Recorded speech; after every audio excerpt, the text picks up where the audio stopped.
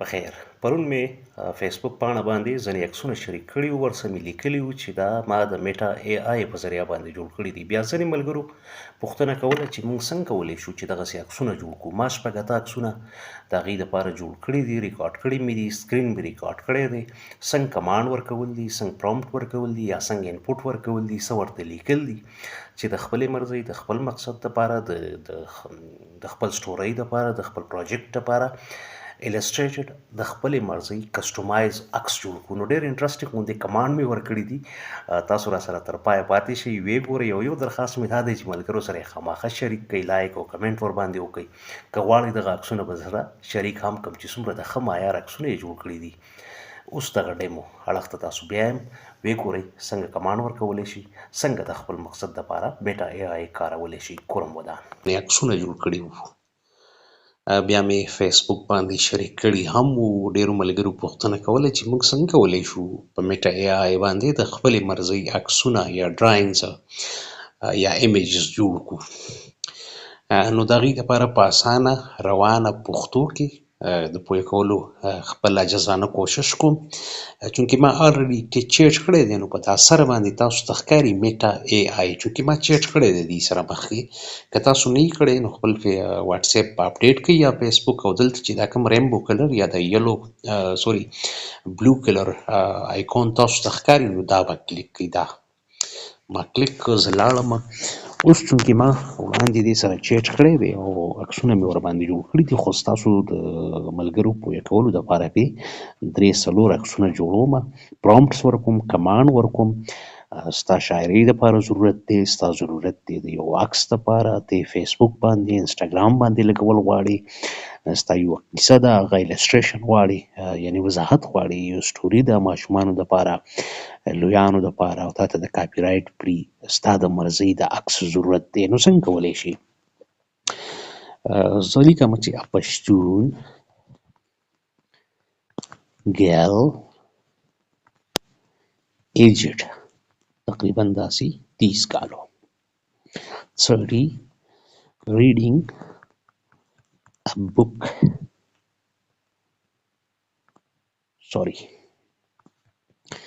about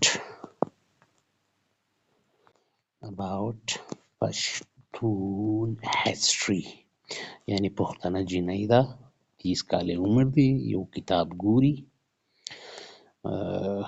د پښتون د تاریخ متعلق. سمپل دا ما ولیکه، فول سټاپ مې ولګو، ډېر پنکچویشن ضرورت پکې نه راځي، دا په خپله باندې ډېر پوهېږي. ایمیجن مطلب ایمیج ته دا قیصه واړوه. دا ما چې څه وغوښتل، دا کوم پرومپټ چې ما درکړه، کوم سپیسیفیکیشنز ما درکړه، نو دا ما ته ایمیجن کا، یعنی ایمیج کې السټریشن راته وکړه. It's going now. Just see the magic happening. دا اوس دغه دی، کله چې براوز شو نو دغه دی کتاب یې جوړ کړو. د پښتنو تاریخ د 13 کالو یوه پیغله ده، په یو پښتون خالص ماحول کې ناسته ده، پښتون اټایر، پښتون ډریس، او بالکل تاسو زه زوم کوم نو تاسو ته ښکاري چې دا کتاب د پښتنو د تاریخ متعلق دی. تاسو غواړئ دا ځان سره سیو کړئ، نو واټساپ دلته که اټومیټیکلي نه سیو کېږي، بیا دا سیو آپشن ورپسې ووهئ. زه لیکم ورته چې some Pashtun students playing volleyball دا بلک برکم volleyball in lush، بهرحال دا بیل بیل لیکم، لش ګرین، دا یو ځای هم لیکلی شئ تاسو، ویلی of سوات، د سوات په یو شنه وادۍ کې پښتانه سټوډنټان دي او والیبال کوي.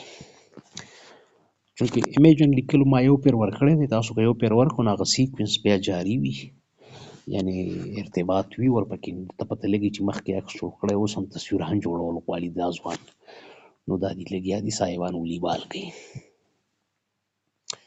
پښتانه ځوانان دي، پښتانه سټوډنټان دي، سوات په یو لش ګرین ویلي کې دي، او یو ټوپۍ په سر ده، او کپړې اغوستې دي، خو زه دا زما نه دی نه خوښېږي. زه وایم چې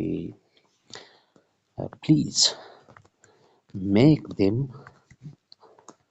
dressed in I'm sorry for wrong spelling in sports kit باقاعده کټ ورته واچوه یار، داسې نه خو کپړو کې لګیا دي جزام. نو دا اوس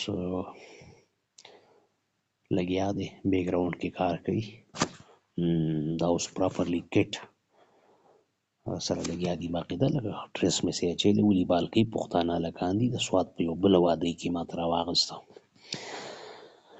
نو دا عکسونه که تاسو غواړئ بیا به زه لاندې کمنټ کې ورته هم ولیکم، کمنټ راته خامخا وکئ. تاسو د یو پروجیکټ لپاره غواړئ لکه زه وایم چې a young and old پښتو ملیکه خیر دی، لازمه نه ده چې ګرامیټیکل یا ټکي یا پنکچویشن دې برابر وي، نه بس old پښتون مین aged 70 working in London په لندن ښار کې دی city with dressed and traditional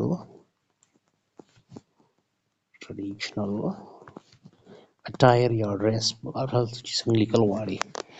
ډېرې ښې انګریزۍ ته د دې ضرورت نه وي، بیسک بس چې شیونه نریټ کولی شي.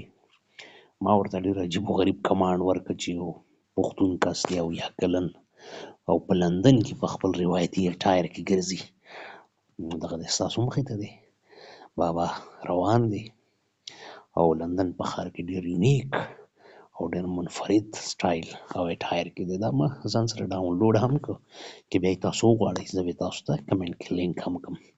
نو کولی شئ دغسې د هغه د لارې دې د لارې عکسونه جوړولی شئ. زه کوشش کوم چې دا تاسو سره شریک کړم په دې درخواست او دې غوښتنې سره چې کمنټ او شیر خامخا وکړئ، ځکه نورو ته به یې ګټه ورسي. کور هم ودان.